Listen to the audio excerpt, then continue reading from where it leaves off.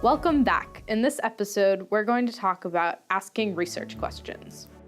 In December 2015, countries at the United Nations climate change negotiations in Paris argued over what should be allowed as the global average temperature rise.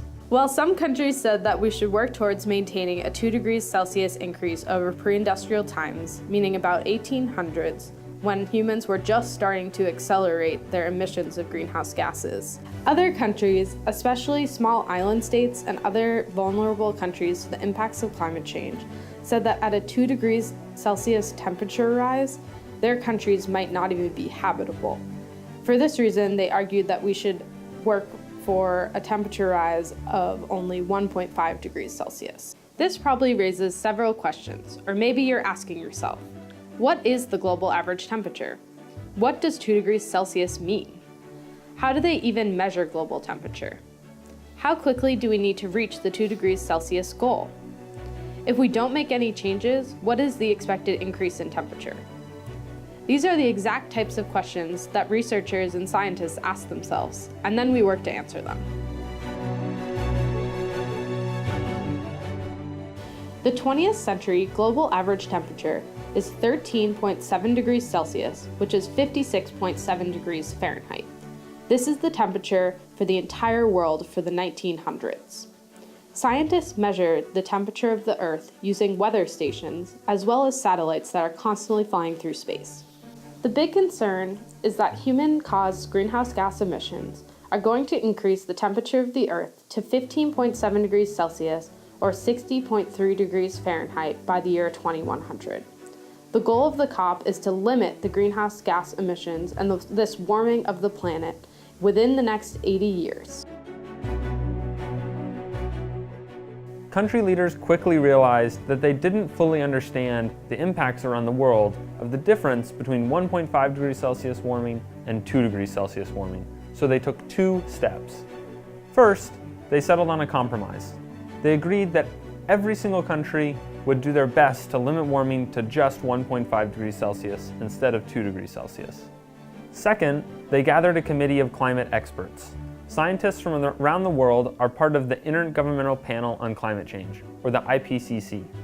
This group gathered scientists from around the world to study the difference between the impacts of a 1.5 degrees Celsius and a 2 degrees Celsius warmer world. Their main questions are probably the same ones you have right now. What's the main difference between a 1.5 degrees Celsius and 2 degrees Celsius warmer world? What actions will it take to stay below 1.5 degrees Celsius warming? Is it still possible to stay below 1.5 degrees Celsius or 2 degrees Celsius warming? In October of this year, the IPCC released their report on 1.5 degrees Celsius warming, using thousands of scientific papers and evidence from around the world to answer the questions we just asked. What still remains unclear is how nations around the world will respond to this report.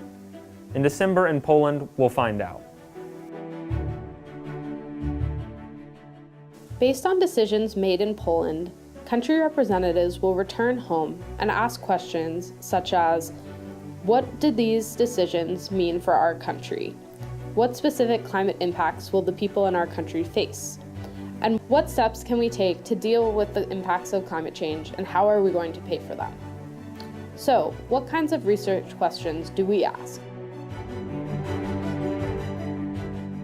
I ask scientific questions that are meant to inform reports like the IPCC report on 1.5 degrees Celsius warming. When I study glaciers, I ask questions like, how much is this glacier melting? How much will this glacier melt in the future? And how much will it contribute to sea level rise? These are the types of questions that are directed by policymaker needs. Policymakers need this information to make better decisions. In Poland, we'll ask slightly different questions. How does the special report on 1.5 degrees Celsius warming impact how policymakers are going to make decisions going forward? We answer these questions by attending negotiating sessions at COP24. These meetings are really important because this is where we actually hear country representatives talk about what their scientific needs are and how we gather that information. The systematic observations negotiating stream is one of the most important ones because they decide how we collect data on climate change, including from weather stations and satellites. This is really important so that we all have a baseline to understand how climate change is impacting places around the world. In our last video, we talked about individual countries and their different levels of responsibility for causing climate change. This is important background for the types of research questions that I ask at the COP. I ask questions to understand how countries pay for climate change adaptations and how people feel like these adaptation projects affect their lives. My research questions are, what are countries' perspectives on the Adaptation Fund, which is one way of funding climate change adaptation projects, and how do these perspectives impact the projects that are happening in different countries? I also look at how people feel like these adaptation projects are affecting their communities, especially in the communities that I visited in Nicaragua and Samoa. My last question is, are adaptation projects created at the United Nations and implemented in communities effective?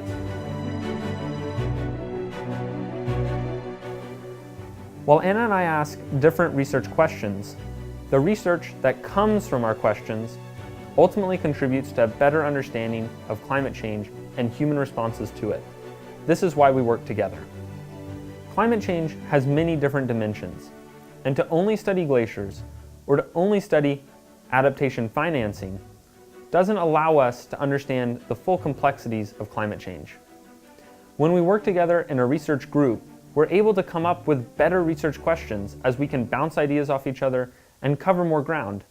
This allows us to do more effective research. Interdisciplinary work is also becoming more and more common in scientific investigations. This is really great because it allows us to answer more questions, better understand our scientific research, and make new friends. It takes the entire world working together to answer these questions. Because of the global nature of climate change, we need collaborators around the world in every country working to understand how the world is changing and formulate responses to it. This is why the world gathers every year at the COP to discuss failures, successes, and challenges in dealing with climate change and figure out ways forward. What questions do you have about the climate around you?